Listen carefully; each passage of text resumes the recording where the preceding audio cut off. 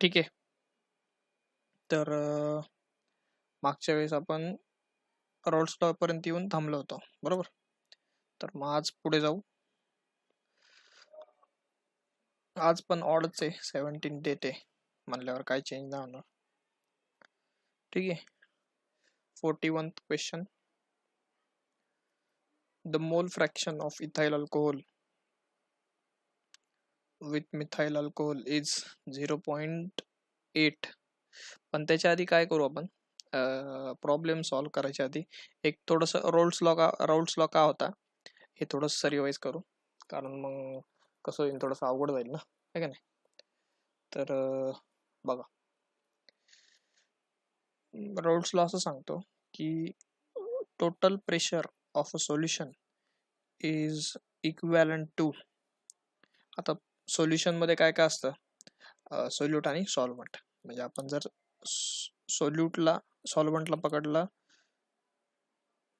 P म्हणजे one number त्यांना दिला, तर partial total pressure of a solution हे असतं partial pressure of solvent into its mole fraction plus partial pressure of solute into its mole fraction. तर असा formula आहे रोल्स लॉ नुसार.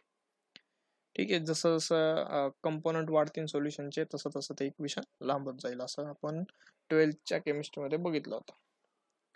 तर आता अशी बेसिक थिअरी आहे आणि याच्यावर न्यूमरिकल्स. पहिला problem, the mole fraction of ethyl alcohol in its solution with methyl alcohol is 0.8. The vapor pressure of ethyl alcohol in the solution is 40 mm of Hg. हे बघा, आता इथं काय दिलंय, सोल्यूट दिले, सोल्यूटचं मोल फ्रॅक्शन दिले आणि त्याचंच पार्शियल प्रेशर पण दिले किंवा वेपर प्रेशर दिले. तर विचारलंय का, what is the vapour pressure in solution if the solution is ideal. हे बघा, तुम्हाला सोल्यूटच वेपर प्रेशर किंवा पार्शियल प्रेशर दिले आणि त्याचंच मोल फ्रॅक्शन दिले. त्याच्यामुळे simple formula, total pressure is equal to given pressure multiply by its own mole fraction. बघा माझा आन्सर काय होते, 40 into 0.8.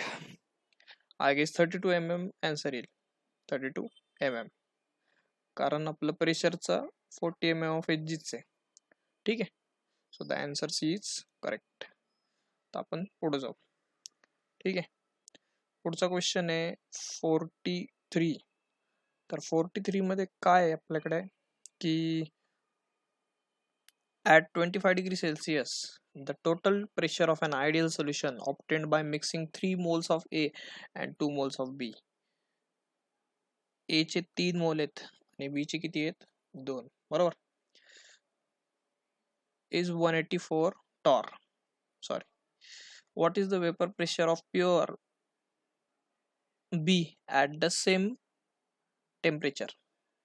आता हे बघा, प्युअर बी चं विचारलंय म्हणजे इक्वेशन काय बनणार, हे जे 184 टॉर आहे ते सोल्युशनचं प्रेशर आहे, म्हणजे काय आपल्याकडे ते पीटी आहे, पीटी इज 184.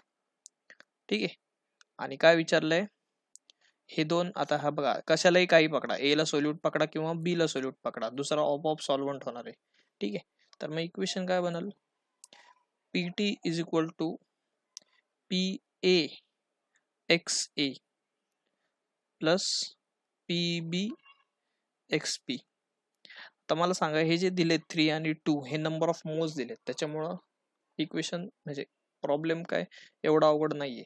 आता एक्स ए कसा काढताल तुम्हाला माहिती, मोल फ्रॅक्शन कसं काढतो आपण. बर, पीटी किती दिलाय 184, तसं लिहू आपण.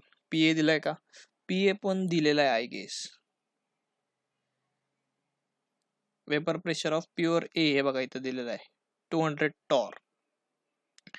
200. आता टॉर सर आम्ही ऍटमॉस्फेअर मध्ये बघितले, पण टॉर काय असतं, काय टेन्शन घेऊ नका, सगळं आन्सर टॉर मध्येच येणार आहे शेवटी.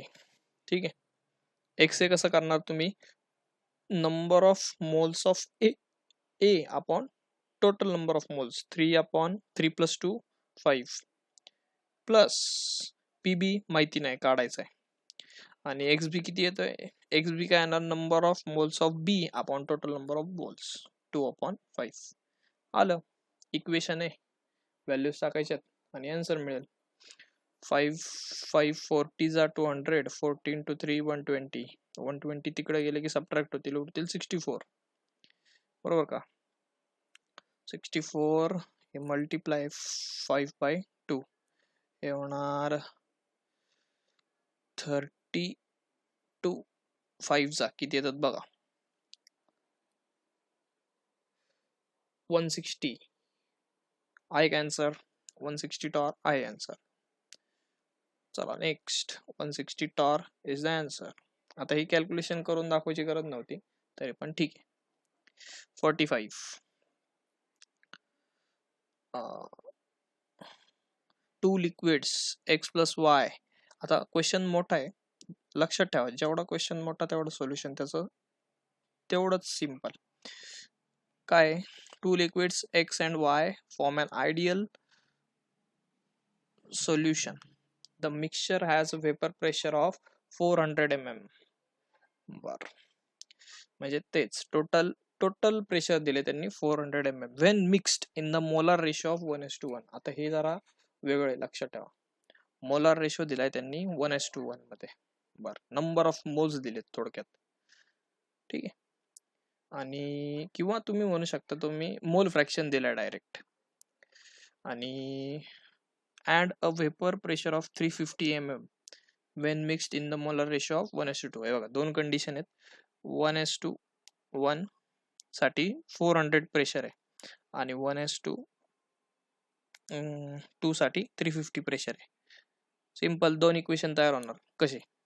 आता तुम्हाला जर एक आठवत असेल तर addition of mole fraction is always equal to 1. बरोबर का? म्हणजे आपण असं शिकलो होतो की x1 plus x2 is always equal to 1. ना कमी ना जास्त. ठीक आहे. आता तर 1:1 आहे, म्हणजे याचा अर्थ काय रे? 1:1 म्हणल्यावर x1 आणि x2 हा सेम पाहिजे की जेणेकरून ऍडिशन 1 येईल. म्हणल्यावर आता तुमच्याकडे दोन कंपोनंट x आहे आणि कॅपिटल x कॅपिटल y. म्हणल्यावर याचाच अर्थ काय की कॅपिटल x आणि कॅपिटल y हे दोन्ही इक्वल असले पाहिजेत आणि दोघांची व्हॅल्यू सेम असली पाहिजे, जी की आहे हाफ. बरोबर. आणि नंतर पुढे काय की हे 1:2 आहे, तसंच मग काय व्हॅल्यू होईल? मोल फ्रॅक्शन ऑफ x हे किती होतील? 1:2. आता 1 चे 3 इक्वल पार्ट करा, किती येतं? 1/3 1/3 1/3. जर x चे मोल फ्रॅक्शन असतील 1/3 तर y चे किती असणार? 2/3. तर हे का केलंय मी असं? तुम्हाला इक्वेशन यावं म्हणून. हे बघा, इक्वेशन कसं करणार? Total pressure is equal to x वरचं प्रेशर px आणि त्याचे mole fraction into mole fraction of x. बरोबर. Plus pressure of y into mole fraction of y. बरोबर का? असं इक्वेशन बनणार होतं. हे हा x आहे आणि हा स्मॉल x आहे, हा कॅपिटल x आहे. नीट लक्ष द्या. तर आता पुढं कसं होईल? 400 इज इक्वल टू px तसंच राहणार. ठीक आहे. आणि आपलं फ्रॅक्शन काय? मोल फ्रॅक्शन काय? हाफ. बरोबर. Plus py into mole fraction of y काय? हाफ. हे आपण फक्त 400 ह्या फर्स्ट केस साठी बघतोय. हे जे इक्वेशन आहे हे फर्स्ट केस साठी. ठीक आहे. तसंच सेकंड केस साठी काय येईल? हे बघा, 350 इज इक्वल टू बघा काय? px तसंच राहणार. सेम हेच इक्वेशन लावतोय आपण. 1/3 प्लस py इंटू 2/3. बरोबर का? झालं. दोन इक्वेशन, दोन variable. Problem is solved. px ची व्हॅल्यू निघेल, py ची व्हॅल्यू निघेल. ठीक आहे. माझ्या कॅल्क्युलेशन नुसार तुमचा px समवेअर अराउंड 550 आला पाहिजे. ठीक आहे. आता कॅल्क्युलेशन हा पार्ट वेगळा आहे, तुम्हाला सोल्युशन आलेलं आहे. कॅल्क्युलेशन करा. पुढे जाऊ 47 वर. सिंपल आहे. Equal masses of methane and oxygen are mixed. बरं, ठीक आहे. आपण आधी कम्पेअर करू त्यांना. हे थोडंसं इरेज करतो मी.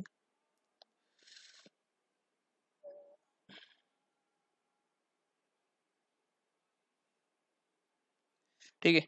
काय CH4 अँड वॉटर. तर the fraction of total pressure exerted by oxygen is equal मास केलंय त्यांनी, बरोबर. आता टोटल प्रेशर मध्ये ऑक्सिजनचं किती वाटा असेल असं त्यांनी विचारलंय. The fraction of total pressure exerted by oxygen is. सर्वात पहिल्यांदा काय आहे बघा, यांनी दोघांनी इक्वल त्यांचं जे म्हणजे आपण जे सोल्युशन मध्ये मिक्स करणार आहे त्यांचं इक्वल वेट मिक्स करणार आहे. म्हणजे हे बघा, आता समजा मला जर number of moles of CH4 काढायचे असतील तर W upon its molecular mass किती येईल, 16, बरोबर. आणि H2O पण काय येणार, नंबर ऑफ मोल्स. त्यांचं दोघांचं गिवन वेट सेम आहे म्हणून W पकडलंय, नाही तर मी इकडे W1 W2 पकडला असतं, बरोबर. H2O येतं 18, बरोबर. तर आता करायचं काय, तुम्हाला विचारलंय fraction of oxygen in total, बरोबर. तर कसं, आता मोल फ्रॅक्शन ऑफ ऑक्सिजन काढायला लागणार आपल्याला. सॉरी हे ऑक्सिजन, वॉटर नाही बरं का, सॉरी. मग इथं किती येणार, इथं 32, बरोबर. आता मोल फ्रॅक्शन ऑफ ऑक्सिजन, तर कसं येणार सर, ते number of moles of oxygen upon addition of number of moles of oxygen and methane. बघा W कॅन्सल होणार, LCM काढतो आपण, LCM काढणार आणि मला वाटतं याचा आन्सर येणार 1/3. ठीक आहे का आन्सर, 1/3 आन्सर आहे. ठीक आहे, चला पुढे.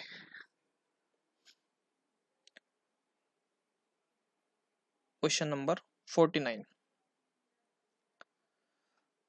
On humid day in summer, the mole fraction of gaseous H2O, आता म्हणजे थोडक्यात वॉटर वेपरचा, in the air can be as high as 0. म्हणजे आपण लेट सी की H2O चे मोल फ्रॅक्शन दिलेत, किती दिलेत, 0.0287 असं दिलंय, बरोबर का. Assuming a total pressure of P total as 0.977 atmosphere. What is the partial pressure of dryer? आता ड्रायरचं कसं काढायचं, एकदम सिंपल आहे. कसं काढणार बघा, तुम्हाला काय माहिती का, तुम्हाला H2O चं दिलेलं आहे, ड्राय एअरचं प्रेशर काढायला लागेल, बरोबर का नाही. Problem number 49. त्यासाठी तुम्ही काय करणार,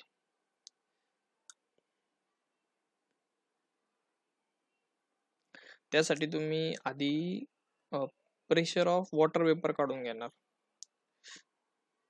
बरोबर का नाही. कारण आपल्याला प्रेशर पण दिलेलं आहे, म्हणजे मोल फ्रॅक्शन दिलेले आहेत त्याचे.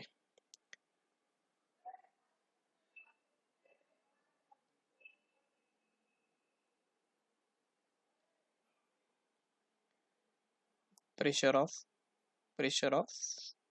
वॉटर, तर ते कसं येईल, वॉटरचे मोल फ्रॅक्शन इनटू, आता प्रेशर कोणतं घेणार, आता प्रेशर वॉटरचं दिलेलं नाही म्हणल्यावर टोटल प्रेशर घेणं भाग आहे आपल्याला. याचा अर्थ काय होतो, की इथे बघा, हे बघा टोटल सांगतो मी तुम्हाला खेळ काय, तर टोटल एअर हे वॉटर वेपर आणि ड्राय एअरची बनलेली आहे. त्या ड्राय एअरचं आपल्याला म्हणजे H2O चं प्रेशर माहिती नाहीये, मग याचाच अर्थ, आणि टोटल प्रेशर माहिती आहे, याचा अर्थ आपण ड्राय एअरचं प्रेशर निग्लेक्ट करू शकतो सध्याच्या कंडिशनला. मग हे काय होणार, 0.977 नी मल्टिप्लाय. मग याचा आन्सर किती येतं, बरं ठीक आहे, व्हॉट एव्हर जे आन्सर येईल त्यांनी काय करू शकतो आपण, आता आपल्याला काढायचंय ड्राय एअरचं प्रेशर, बरोबर. जर मी 0.0287 ला 0.977 नी मल्टिप्लाय केलं तर ते काय येणार, प्रेशर ऑफ H2O. आणि जर मी ते टोटल प्रेशर मधनं इकडे जाऊन सबट्रॅक्ट केलं तर मला काय मिळेल, प्रेशर ऑफ ड्राय एअर, बरोबर का नाही. म्हणजे आता हे बघा, PT किती आहे, 0.09, सॉरी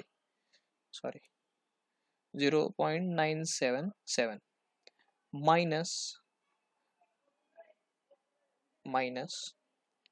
0.0287 multiplied by 0.977 झालं. दिस इज युअर पी ट्राय. हे बघा, जर तुम्हाला राऊट्स लॉ सारखी सिंपल क्वेश्चन अख्ख्या पेपरमध्ये कुठंच येणार नाही, त्याच्यामुळं दिस इज गुड. आता हे तुम्ही कॅल्क्युलेशन करायचे. Calculation part is not that difficult. Next question number 51. काय? At 300 Kelvin, the vapor pressure of an ideal solution containing 1 mole of A and 2 moles of B. Same question आहे, same, काहीच फरक नाही.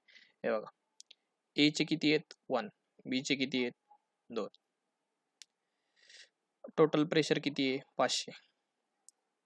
हे जे दिले ना, हे मोल्स आहेत, लक्षात ठेवा, मोल फ्रॅक्शन नाही. आता पुढची कंडिशन वापरू आपण. The vapour pressure of the solution increases by म्हणजे आधीची क्वांटिटी प्लस नवीन म्हणजे 525 होणार. If 1 mole of B is added म्हणजे नवीन कंडिशनला, ही फर्स्ट कंडिशन होती ज्यावेळेस प्रेशर होतं 500, बरोबर. हे जे टोटल प्रेशर आहे सोल्युशनचं, आणि नवीन काय होणार? 525. पण त्यावेळेस ए मध्ये काही चेंज नाही होणार, बी मध्ये एकानी बदल होणार. 1 मोर mole of B is added, बरोबर. असे शब्द आहेत. तर बघ, असे दोन कंडिशन तयार झाले, दोन इक्वेशन भेटणार आपल्याला. कोणत्या इक्वेशन वरनं? PT is equal to pressure of A into mole fraction of A plus pressure of B into mole fraction of B, असं. तर मग कसं काय? परत तेच, प्रेशर ऑफ ए दिलेलं नाहीये. फर्स्ट कंडिशन साठी टोटल प्रेशर दिलेलं आहे, ते आपण पुट करणार. किती? 500. नंतर पी ए काय नाही माहिती. एक्स ए काय येणार? 1 अपॉन टोटल म्हणजे 1 प्लस 2, 1 अपॉन 3 प्लस पी बी काय माहिती नाही. आणि एक्स बी काय? 2 अपॉन 1 प्लस 2 म्हणजे 2 अपॉन 3. ते एलसीएम घ्यायचा, 3 इकडे घ्यायचं, ते तर सगळं तुम्हाला माहिती आहे.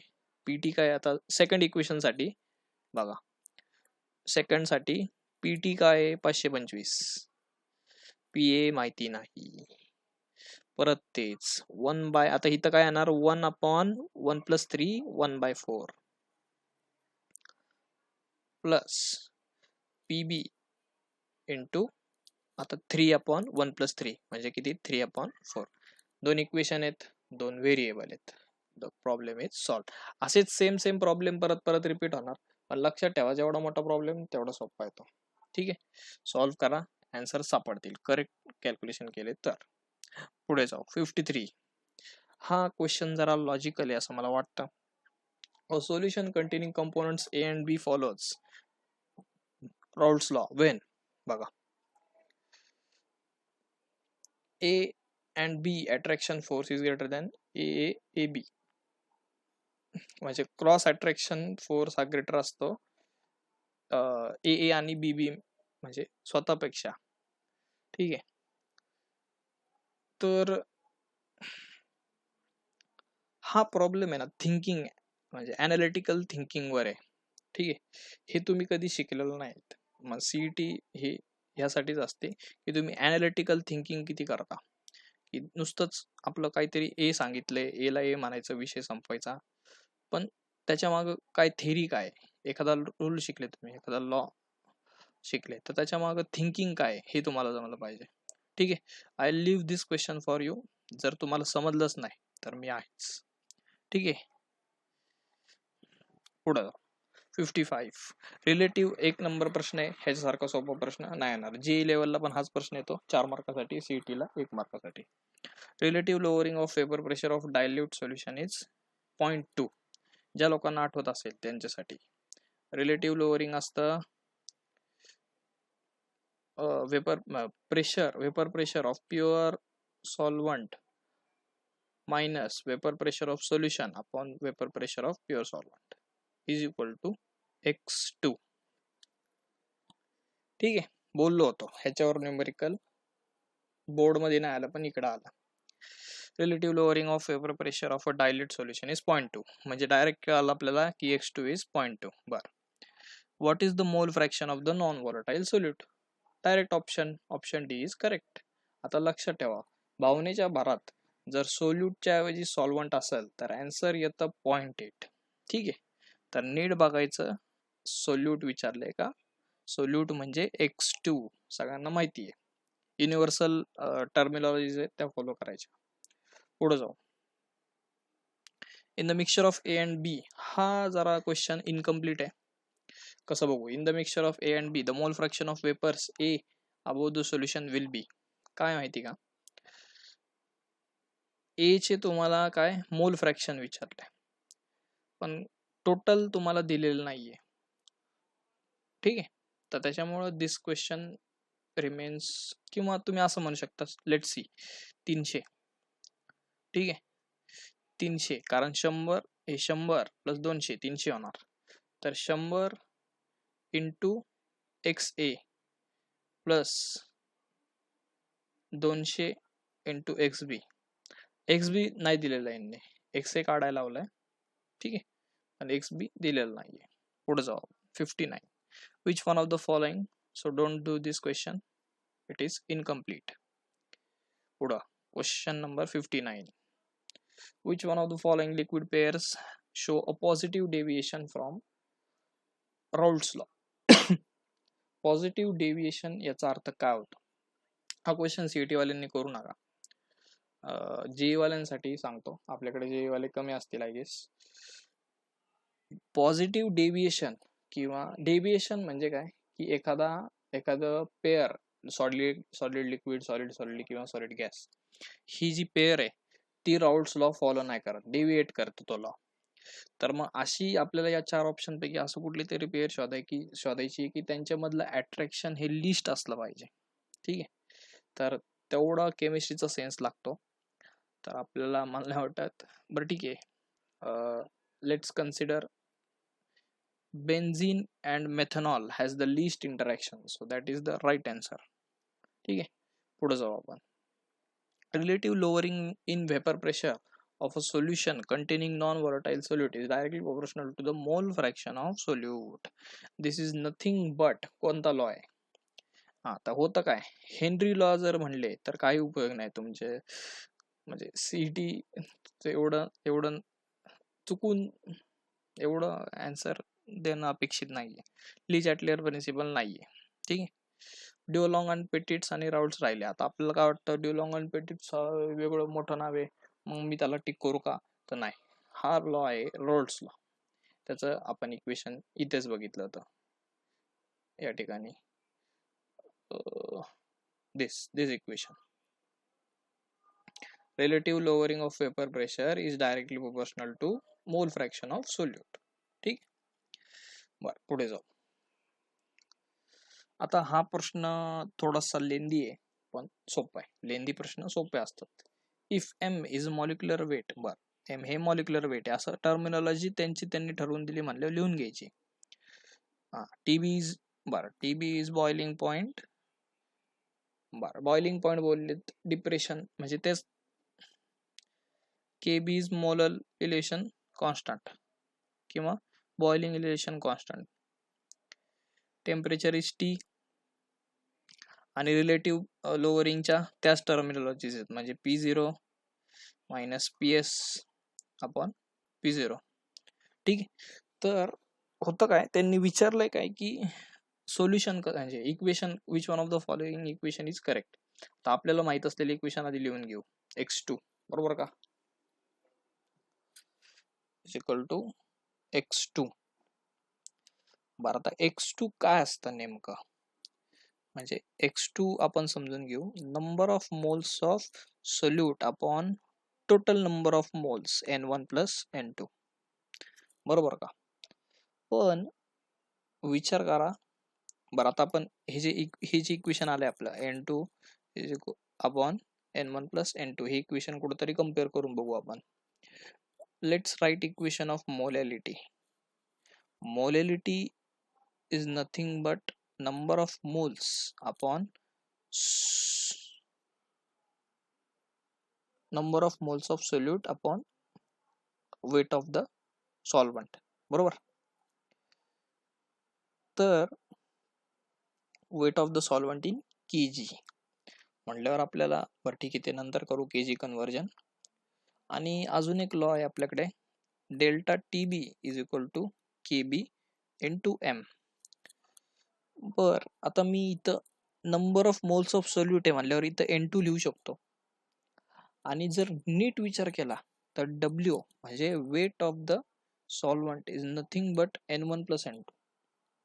ठीक आहे, आपण एकदम परफेक्ट नाही पण म्हणू शकतो.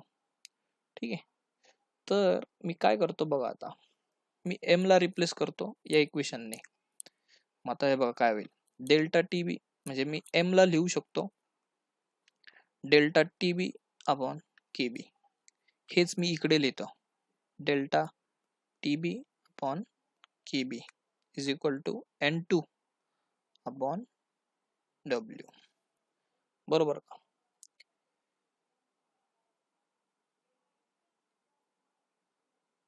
पण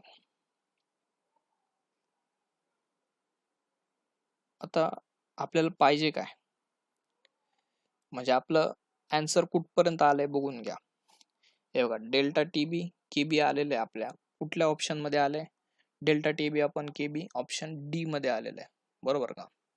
तो ऑप्शन सोडला तर अजून कुठल्या ऑप्शन मध्ये आपला आन्सर आहे, ऑप्शन ए, बरोबर. पण आपण, मला सांगा, आपण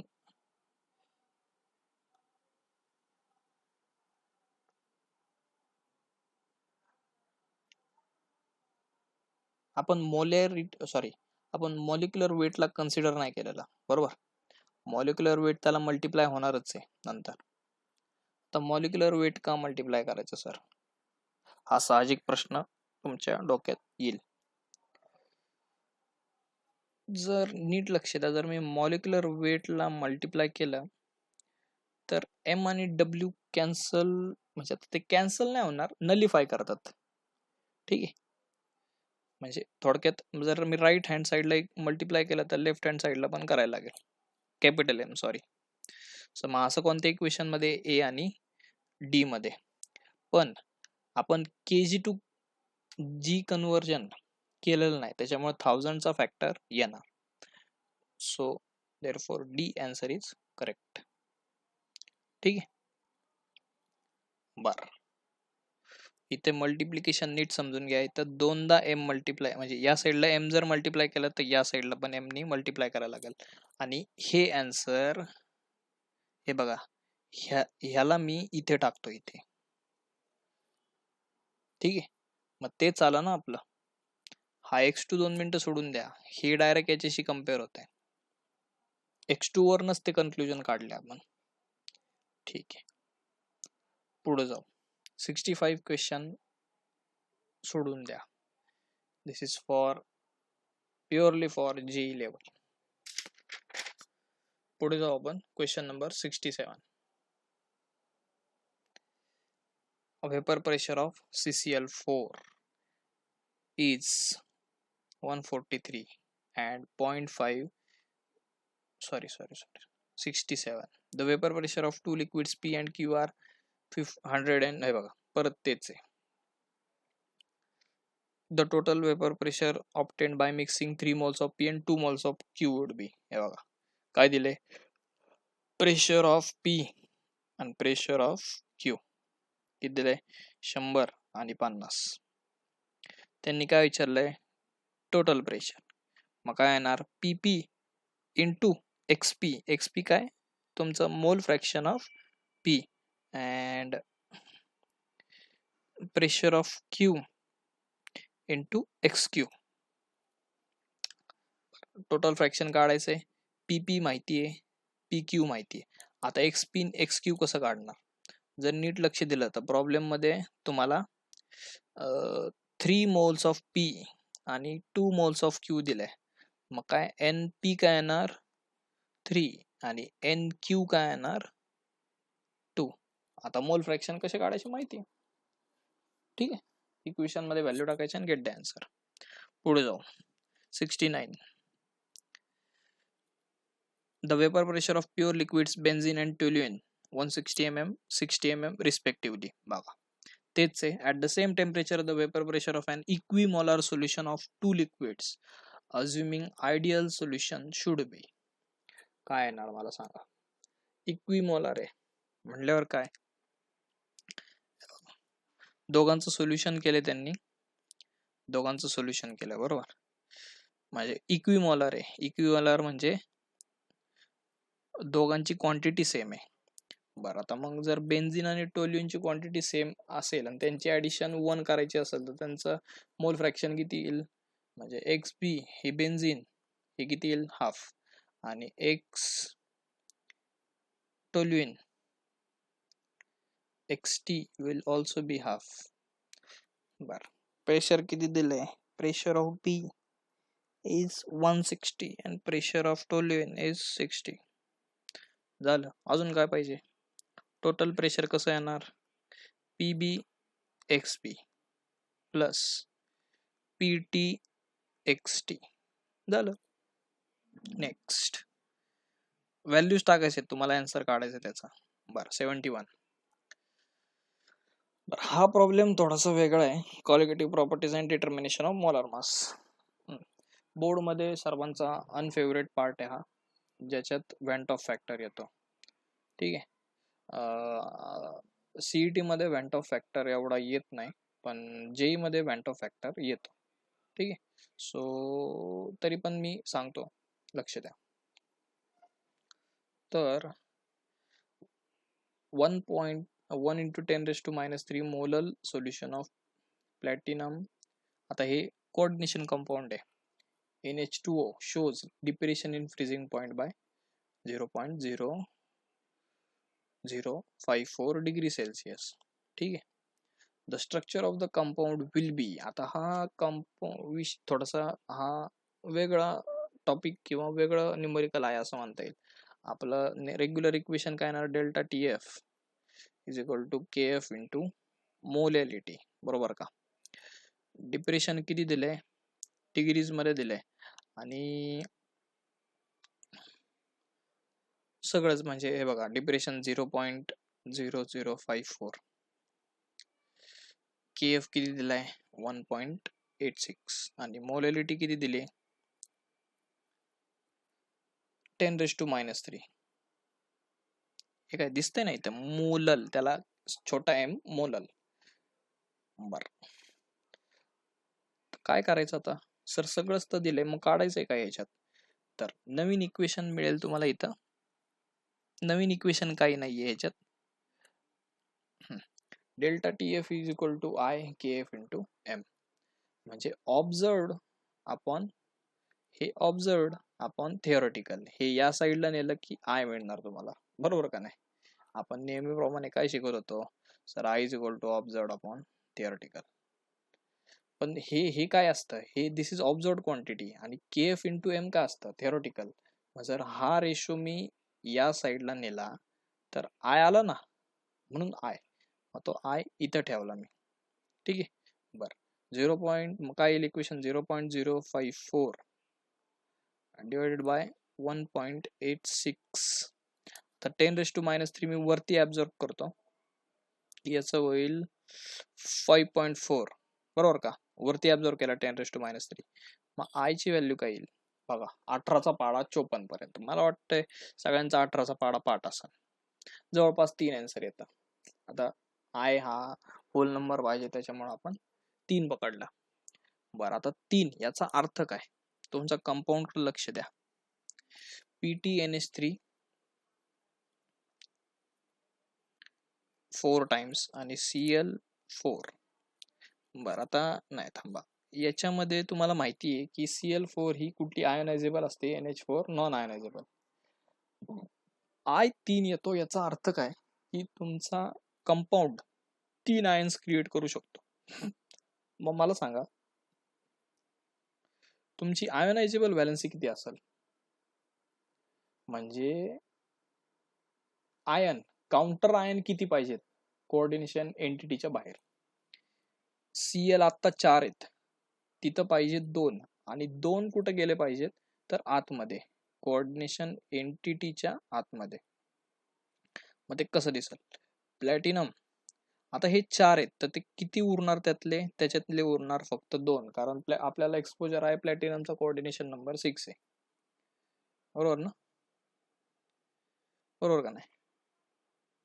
ठीक आहे, 4 ठेवले तरी काही फरक नाही पडणार. 4 आणि Cl2 हे आलं एंटिटीच्या आतमध्ये आणि 2 क्लोरीन बाहेर राहिलं. झाला का प्रॉब्लेम सॉल्व? बर, तर आता बघा, याचं डिसोसिएशन झाल्यावर तुम्हाला माहिती आहे काय काय क्रिएट होईल? Platinum NH3 4Cl2 2 plus plus 2Cl minus, हितला 2 आणि इकडचा 1 असे झाले 3. ठीक आहे, तर आता हा ऑप्शन बघा, हा ऑप्शन आहे का? बरं, आपल्याकडं हा ऑप्शन नाही. होतं काय सांगतो आता. ही जी हे जे तुमचे 4 प्रायमरी व्हॅलन्सीचे आहेत, त्यातले 2 लॉस्ट होतात, त्याला म्हणतात डिफेक्ट. आपण शिकलो होतो सॉलिड मधले डिफेक्ट, तसं कोऑर्डिनेशन कंपाऊंड मध्ये पण डिफेक्ट असतो. ठीक आहे, so this is the closest answer, C. ठीक आहे, असा आहे गणित. तर नवीन फॉर्म्युला हा नोट डाऊन करून घ्या. पुढे जाऊ.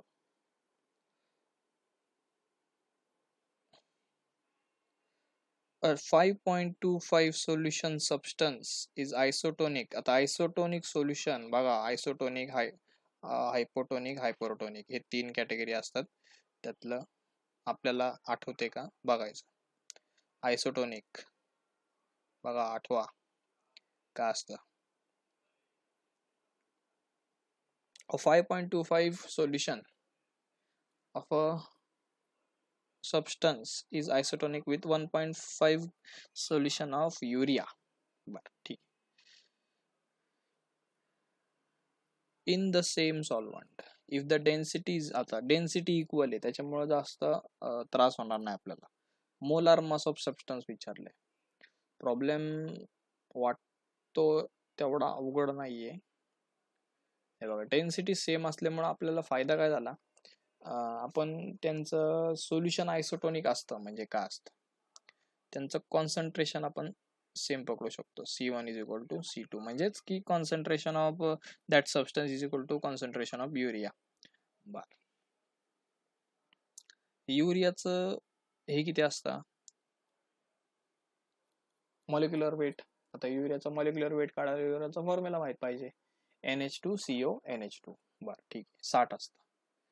आपण C2 युरियाला पकडलंय म्हणल्यावर 1.5%. 1.5% ला आपण 15 करू फॉर इज ऑफ कॅल्क्युलेशन.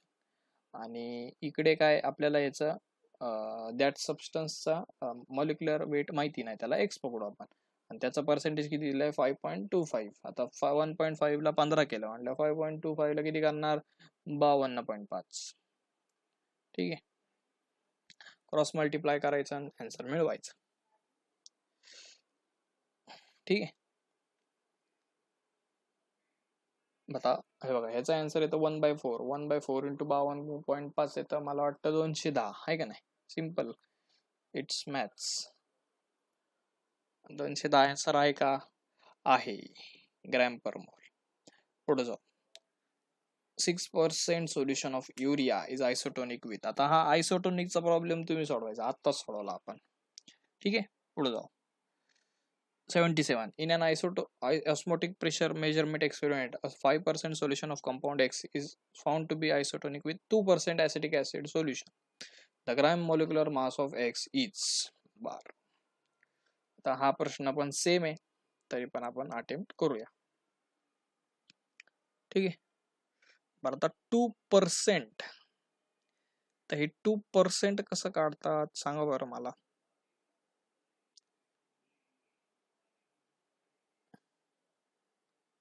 बरं, त्याला मला त्याची मोलॅरिटी काढायची असेल तर कसं करतो मी सांगा बरं. 2% असं 2% असतं, ॲसिटिक ॲसिड असतं CH3COOH. मला वाटतं त्याचं वजन येतं 60. वाटतं नाही, येतच. त्याची मला मोलॅरिटी काढायची. ठीक आहे, हे झालं नंबर ऑफ मोल्स 2/60 आणि मल्टिप्लाय बाय 1000. आता 1000 ने मल्टिप्लाय का करायचं? मला मोलॅरिटीत आन्सर पाहिजे, बरोबर का नाही? ठीक आहे, किंवा कॉन्सन्ट्रेशन मध्ये आन्सर पाहिजे. बरं, आता कसं आन्सर येईल बघा. 100 कॅन्सल करतो 2 झिरोजला, 20/60. बरं, 20/60 असतं 2/6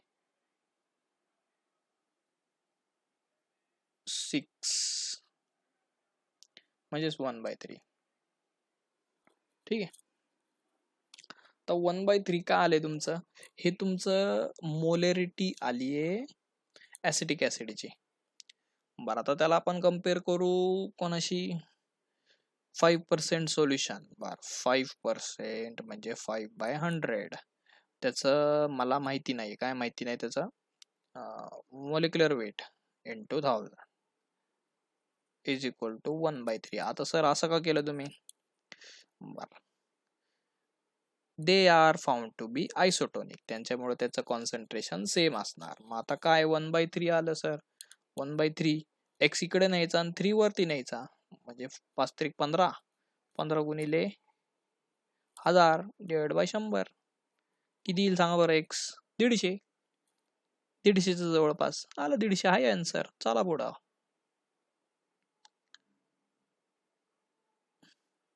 बरं, 79. The molar elevation constant of water is 0.52. या प्रॉब्लेम मध्ये डाटा इनसफिशियंट आहे. पुढे जाऊ आपण. 81. If alpha is the degree of dissociation for Na2SO4, Na2SO4 लिहून घेतो मी आधी. Na2SO4 त्याचं डिसोसिएशन कसं होईल? Na प्लस असे 2 मॉलिक्युल मिळतील मला, आणि एक मॉलिक्युल मिळेल SO4 2- चा, बरोबर का नाही? बर, पुढे जाऊ. 2 आणि 1. Went of factor. आता भरपूर आधी आपण relationship between I and alpha शिकलो होतो. अकॉर्डिंग टू दॅट इक्वेशन मला वाटतं डेरिव्हेशन पण शिकलो होतो. I is equal to 1 plus in bracket n dash minus 1 to alpha, आणि n डॅश काय होतं? तर n डॅश होतं x प्लस y, म्हणजे स्टायशोमेट्रिक कोएफिशियंटची ऍडिशन. x काय आहे 2, y काय आहे 1. बर, 2 प्लस 1 3, 3 मायनस 1 2. मग काय येणार इक्वेशन? 1 plus 2 alpha. आहे का ऑप्शन? आहे. आता हे बघा, तुम्ही इथं ट्रॅप होऊ शकता. 1 मायनस 2 अल्फा, 1 प्लस 2 अल्फा. डोळे उघडे ठेवून टिक करायचा. कॅल्क्युलेट मोलर डिप्रेशन कॉन्स्टंट म्हणजे KF of a solvent which has freezing point 16.6. Latent heat चा प्रॉब्लेम आहे. Latent heat is not in your syllabus. The relative lowering of vapor pressure of dilute aqueous solution containing non-volatile solute is 0.0125. The molarity of the solution is problem number 85. एवढा अवघड नाहीये. बरं, आपण calculate करू.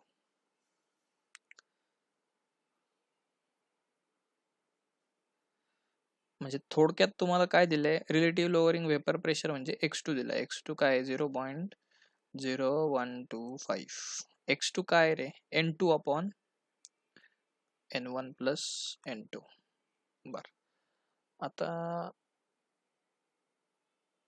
ज्यावेळेस तुम्हाला आठवत असेल तर हे मोस्टली हे इक्वेशन आपण जे डिनॉमिनेटर आहे तुमचा त्याला फक्त n1 ठेवतो, बरोबर का? जे तिथं राहतं N2 upon N1 is equal to 0.0125, कारण N2 हे खूप कमी असतं as compared to N1 when the solution is dilute, technically speaking. बरं, मग काय राहिलं sir? W2 upon M2,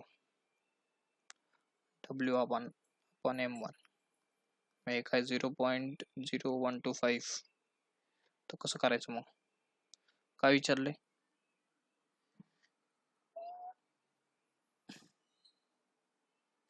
molarity of solution M पूछे है, M मतलब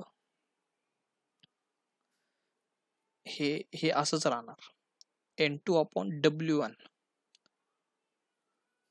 हे असंच राहणार, बरोबर का नाही? फक्त होणार काय, M1 हे त्या साईडला जाऊन डिवाइड होणार, या साईडला जाऊन, आणि M1 काय आहे, आपलं सॉल्व्हंट आहे. तुम्ही जर नीट लक्ष दिलं, ही एवढी क्वांटिटी ही काय रे, मोलॅलिटी आहे, मोलॅलिटी. आणि हा M1 तिकडे गेला 0.0125 अपॉन M1 हे सॉल्व्हंटचं मॉलिक्युलर वेट, सॉल्व्हंट आहे वॉटर, वॉटरचं मॉलिक्युलर वेट 18, आली मोलॅलिटी. ठीक आहे, 18चा पाडा म्हणा 125 पर्यंत डेसिमल नंतर तुम्हाला येईल आन्सर. पण आन्सर कन्वर्जन इम्पॉर्टंट आहे, 1000 ने मल्टिप्लाय करायला लागेल. ठीक आहे, मला वाटतं 0.6 वगैरेच्या जवळ येईल, 0.6च्या जवळ 0.7 आहे, 6च्या पुढे येईल म्हणून 7 आहे, नाही तर काही लोक म्हणतील सर 0.6च्या जवळ 0.5 पण आहे की, तसं नाही. ठीक आहे,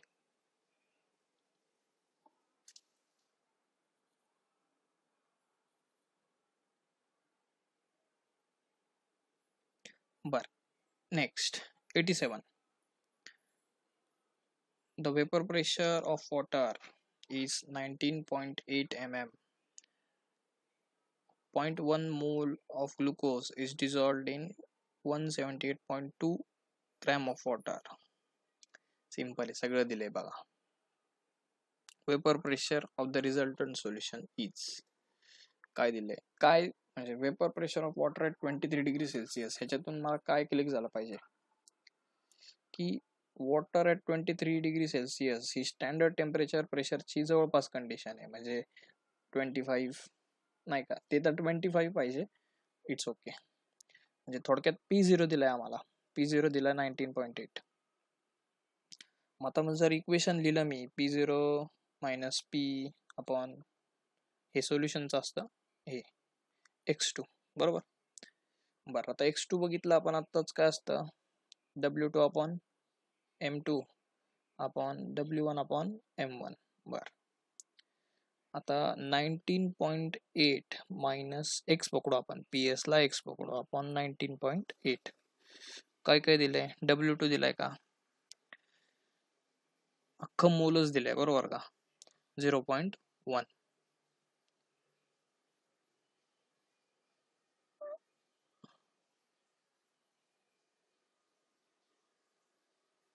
0.1 हे डायरेक्ट मोल्स दिलेत.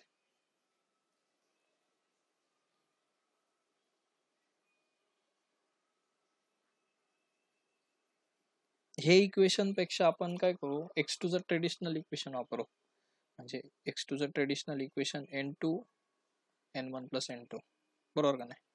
त्याने फायदा काय होईल की आपल्याला अननेसेसरीली वॉटर म्हणजे मोठं कॉम्प्लेक्स कॅल्क्युलेशन करायची गरज नाही.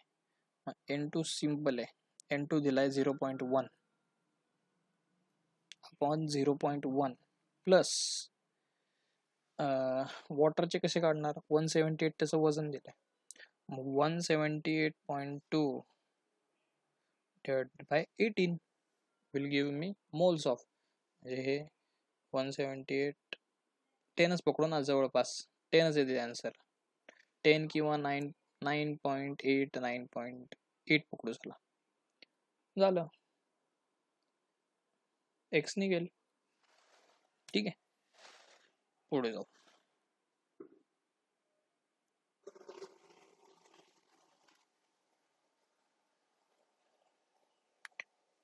$89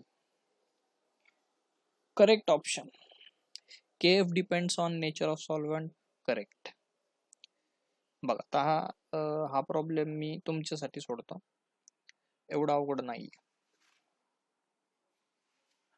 Unit of KF Kelvin kg per mole. KF is cryogenic constant. KF is also known as freezing point depression constant, molar depression constant. फक्त V. आता V बरोबर आहे का नाही ते बघायचं आपल्याला. V इक्वेशन मध्ये W1 वरती गेलाय, तिथेच चुकलेत ते. ठीक आहे, प्रॉब्लेम इझी आहे. Option B is correct. 89 B. W2 वर पाहिजे, W1 खाली पाहिजे.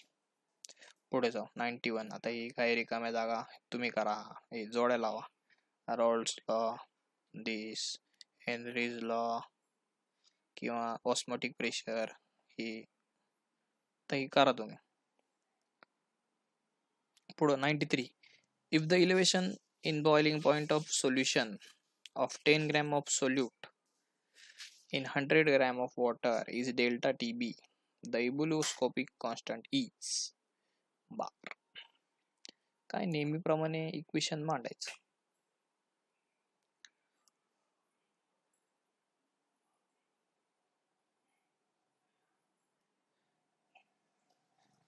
Delta TB is equal to KB into M.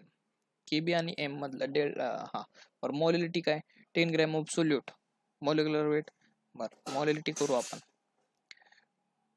10 gram त्याचं मोलिक्युलर वेट आहे 100. It is dissolved in 100 gram of water. आता 100 ला 1000 हे या इक्वेशनला टोटलने 1000 ने मल्टिप्लाय करावं लागेल, कारण वॉटर ग्रॅम मध्ये दिले. बरं मग आता बघा काय केलं, कॅन्सल होतंय का बघा बरं. 100 खाली गेला, हे आणि हे दोन कॅन्सल, 10 एक शून्य उरला होता तो ह्या दोहा बरोबर cancel. So KB is equal to delta TB. आहे का आन्सर? आहे. नेक्स्ट. हे बघा थोडक्यात तुम्ही चुकू शकता, इथं कॅल्क्युलेशन व्यवस्थित आले पाहिजेत. बरं आजचा लास्ट पेज आहे 95. The osmotic pressure of 5% weight by volume solution of cane sugar is 5% म्हणजे किती आणि केन शुगर म्हणजे काय? केन शुगर म्हणजे C12H22O11. तर मग तोपर्यंत तुम्ही काय करा, त्याचं हे काढा, मॉलिक्युलर वेट. बरोबर, मॉलिक्युलर वेट काढलं की काम सोपं. 5% म्हणजे 500 बाय 5 डिवाइडेड बाय 100, त्याला डिवाइड करायला लागणार त्याच्या मॉलिक्युलर वेटनी, मल्टिप्लाय करायला लागणार 1000. ऑफकोर्स कॉन्सन्ट्रेशन काढतोय आपण मोलार मध्ये, त्याच्यामुळे 1000 ने मल्टिप्लाय करायला लागतं. आता ह्याचं काय काढायचं आपल्याला, याचं काढायचं आपल्याला ऑस्मोटिक प्रेशर. ऑस्मोटिक प्रेशरचा फॉर्म्युला असतो CRT. वरच्या इक्वेशनला जर मी 0.082 टेम्परेचरने मल्टिप्लाय केलं, टेम्परेचर दिले का, दिले 150.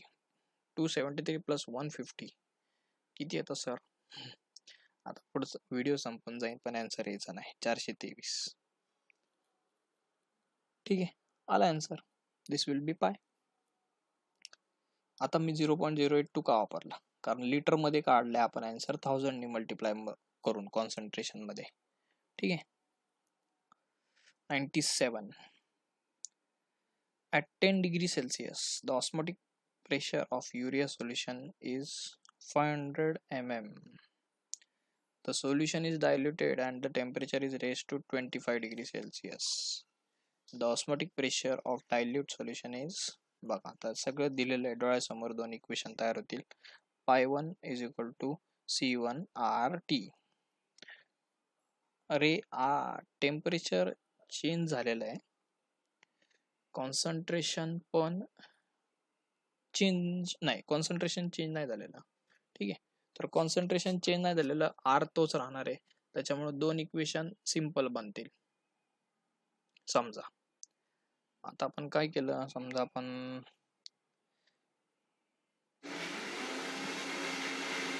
कॉन्सन्ट्रेशन ची टर्म्स आपल्याला नकोय, मग आपलं ओरिजिनल इक्वेशन घेऊ. कारण मग कॉन्सन्ट्रेशन घेतलं तर फायनल आन्सर मध्ये कॉन्सन्ट्रेशन नाही, व्हॉल्यूम आहे. त्याच्यामुळे PV/NRT असं घेऊ. ठीक आहे, P1 T1 आणि V इनिशियल आणि V फायनल मध्ये कंपॅरिझन आहे. P1 काय आहे सर, 500 mm. 500 mm तसंच राहू द्या,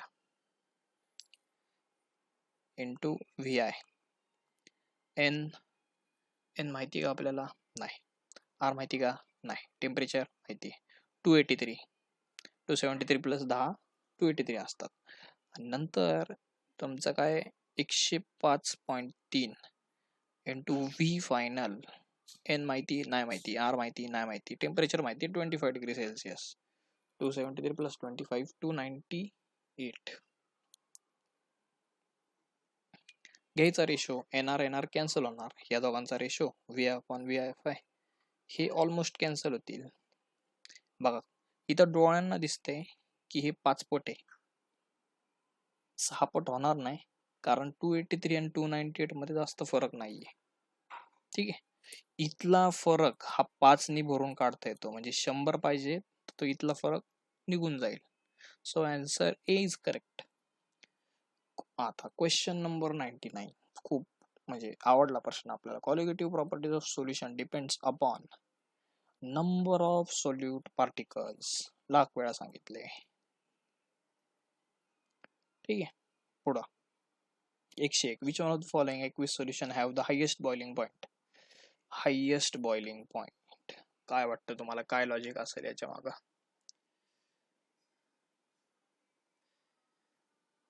आय ची व्हॅल्यू ज्याला जास्त आहे, बघा आता आय ची व्हॅल्यू काय मॅटर करते, इथं सगळ्यांचं कॉन्सन्ट्रेशन सेम आहे.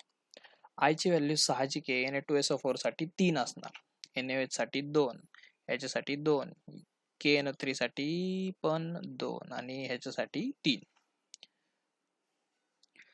आय ची व्हॅल्यू कशी काढायची मगाशी शिकलो आपण. जेवढे आयन्स तयार होतात तेवढा आय असतो, 103 sorry. Delta TB upon KB of 6% AB2. आता डेल्टा TB अपॉन KB हे काय मोलॅलिटी आहे, आणि ती पण 6% दिली आहे त्यांनी, बरोबर. थोडक्यात काय 6% हे तुमचं, बरं ते कशासाठी दिले, AB2O नाही, AB2 सॉरी A+2B असं डिझोल्युशन होणार त्याचं, बरोबर का. थोडक्यात मी असं म्हणू शकतो A+2B इज इक्वल टू 6. आणि खालचं इक्वेशन काय आहे, 2A + B 9% येतो, म्हणजे आलं की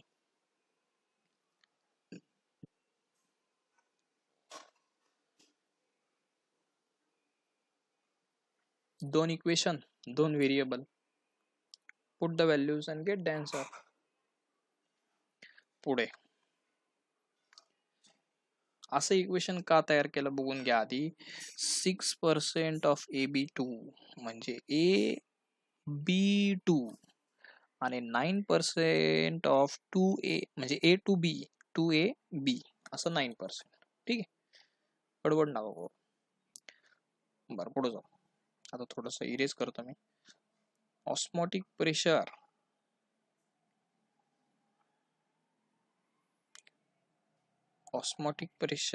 of insulin solution at 298 Kelvin found to be 0.0072.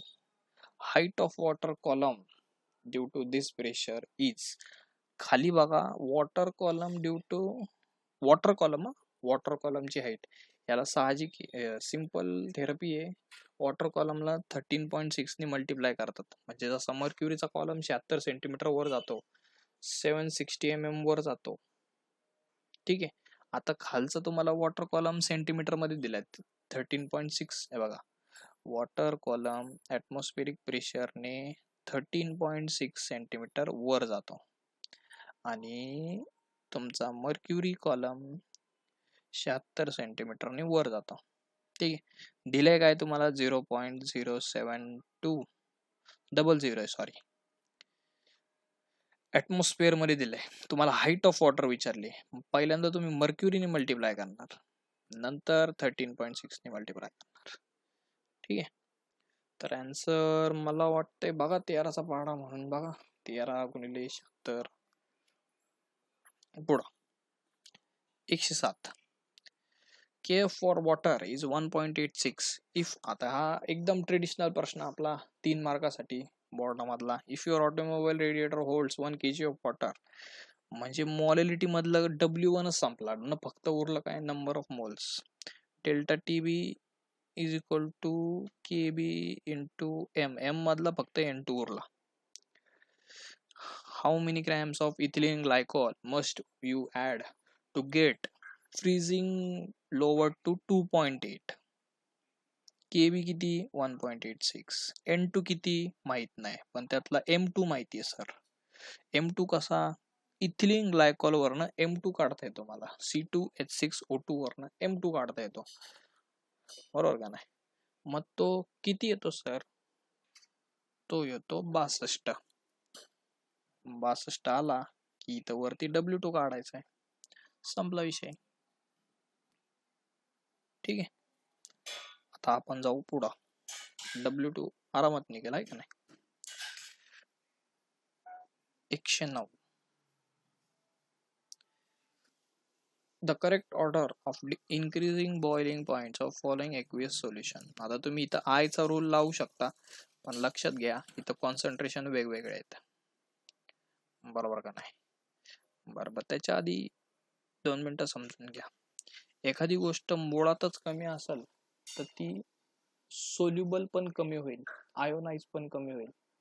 पण एखादी गोष्ट जास्त असेल तर ती जास्त आयोनाइज होईल, बरोबर का नाही. मग आता प्रॉब्लेम कडे बघा. NaCl दोनदा आहे, 0.01 मोलार, 0.0001 मोलार. म्हणल्यावर सर्वात पहिला येणार 0.01 मोलार NaCl, म्हणजे थोडक्यात IV. नंतर तुमचं 0.001 मोलार NaCl येणार, कारण त्याचा I हा 2 आहे. NaCl साठी I हा असणार 2. युरियासाठी I नसतो म्हणजे काय की युरियामध्ये नायट्रोजन आहे, नायट्रोजन हा इझिली आयोनाइज होत नाही. MgCl2 होण्याची शक्यता आहे. बरं, तर मग लक्ष द्या तुमच्याकडं काय काय बघा. 0.01 मोलार NaCl, 0.0001 मोलार NaCl आणि 0.001 मोलार MgCl2. आता MgCl2 हा 4th नंतर लगेच येणार का माहिती का, कारण त्याचं कॉन्सन्ट्रेशन याच्यापेक्षा जास्त आहे, याचं कॉन्सन्ट्रेशन याच्यापेक्षा जास्त आहे. 2 0 हे 3 0 पेक्षा, आता मी उलटा मोजतोय बरं का. 0.01 हे 0.001 पेक्षा जास्त असतं, त्याच्यामुळे IV नंतर कोण येणार MgCl2. MgCl2 किती आहे 3rd. त्याच्यानंतर NaCl येणार, कुठला, हा वाला NaCl म्हणजे 1st. आणि मग सर्वात शेवटी युरिया किती आहे 2nd. असं सिक्वेन्स आहे का कुठं,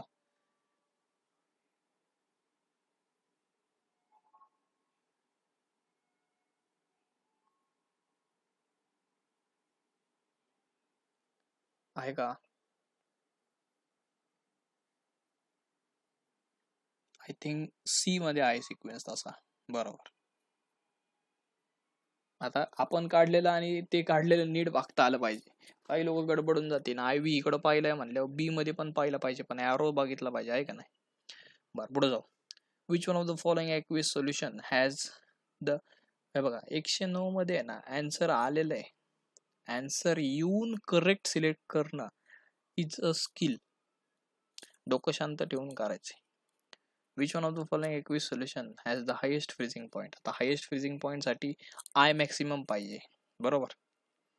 बरं, आता आय मॅक्सिमम कोणासाठी असणार, किंवा तुम्ही असं म्हणू शकता मुळातच त्याचं कॉन्सन्ट्रेशन जास्त पाहिजे. त्याच्यात कॉन्सन्ट्रेशन जास्त या दोघांचं नाहीये, उरला प्रश्न या दोघांचा. आता सुक्रोज तुम्हाला माहिती आहे ते C6 मध्ये जातं, NaCl आय याचा 2 असणार. So the answer C is correct, बरोबर. पुढे जाऊ. 113. Which one of the following electrolytes has the same value of van't of factor as that of Al2SO4 thrice. याचा आय असणार Al2 आणि हे SO4 थ्राईस म्हणजे 5. कोण आहे बघा बरं. कोऑर्डिनेशन कंपाऊंड सगळ्यांनी शिकलेला आहे.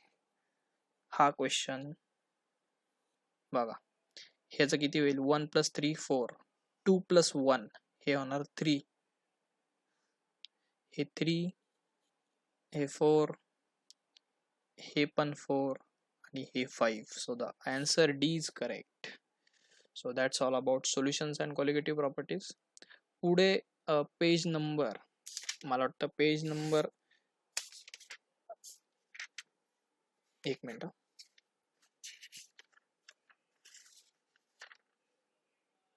पेज नंबर 175 वर MHCET कॉर्नर म्हणजे MHCET कॉर्नर हे क्वेश्चन सोडवायचे, एक्सरसाइज 2 सोडवायची नाही. ठीक आहे, मिसलेनियस प्रॉब्लेम येत नाहीत. थँक्यू.